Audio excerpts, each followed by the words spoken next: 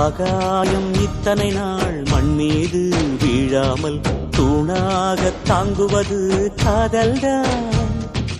ஆண்டாண்டு காலங்கள் பூலோகம் பூக்க அழகான காரணமே காதல்தான்.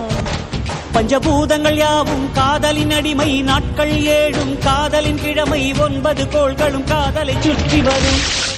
மரம் ஏற ஏணியை தந்தால் மலையில் ஏறி கொடியேற்றும், குண்டூசி கையில் தந்தால் கிணறே தோண்டிவிடும்.